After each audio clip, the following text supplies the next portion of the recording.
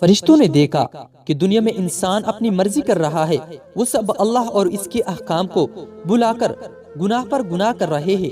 یہ سب دیکھ کر فرشتوں کو بہت غصہ آیا اور انہوں نے اللہ سے کہا کہ اے اللہ، تو نے ان کو زمین پر اپنا نائب بنایا تھا، مگر یہ تو تیری نافرمانی کر رہے ہیں، گناہ پر گناہ کر رہے ہیں، ان کے دل میں تیرا خوف اور ڈر نہیں ہے۔ اللہ تعالیٰ نے فرمایا، ان میں غصہ اور شہوت رکھی ہے، اسی لیے یہ گناہ کرتے ہیں، اور تم میں یہ چیزیں نہیں ہے، اسی لیے تم گناہ سے محفوظ ہو۔ اگر تم میں بھی یہ چیزیں آ جائے تو تم بھی گناہ کرنے لگو۔ مگر فرشتوں نے کہا، نہیں، ہم تب بھی گناہ نہیں کریں گے۔ اللہ تعالی نے کہا، تو ٹھیک ہے، تم اپنی جماعت سے 2 پرہیزگار تیار کر لو اس امتحان کے لیے۔ چنانچہ ہاروت اور ماروت دونوں کو اس کام کے لیے چنا گیا، اور اللہ تعالیٰ نے ان کو دونوں چیزیں غصہ اور شہوت عطا کر دی اور شہر بلبل میں اتار دیا۔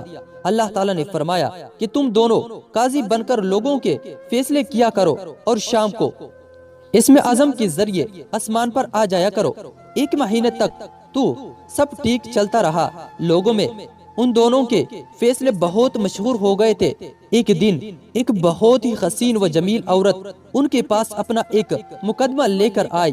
یہ دونوں اس کے حسن کے عاشق ہو گئے اور انہوں نے اس کو غلط کام کرنے کی طرف بلایا، مگر اس نے کہا، تمہارا دن اور ہے، میرا دن کچھ اور ہے، اور اگر میرے شوہر کو پتہ چل گیا تو وہ تمہیں مار دے گا۔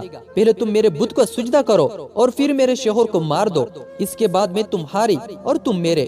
انہوں نے اس کی بات سن کر اس کو انکار تو کر دیا، مگر اندر سے وہ دونوں اس کے عشق میں جل رہے تھے۔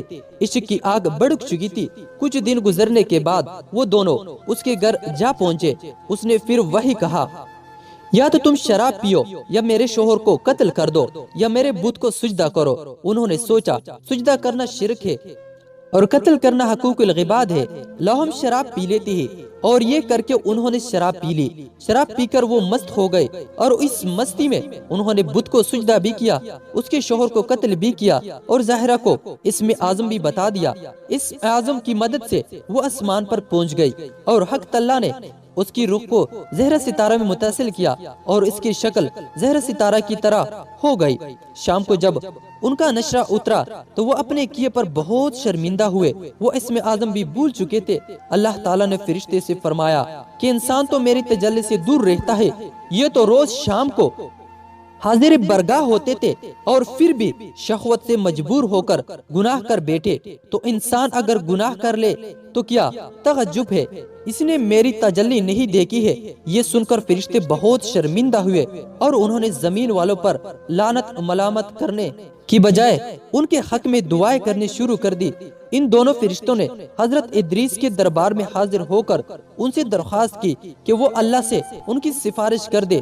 آپ کے کہنے پر اللہ تعالیٰ نے فرمایا کہ ان سے کہو، دنیا اور آخرت دونوں میں سے کسی ایک غضب کو چن لے۔ انہوں نے کہا، دنیا کا غضب تو وقتی ہے، مگر آخرت کا غضب ہمیشہ کا ہے۔ اسی لیے انہوں نے دنیا غضب کو قبول کر لیا۔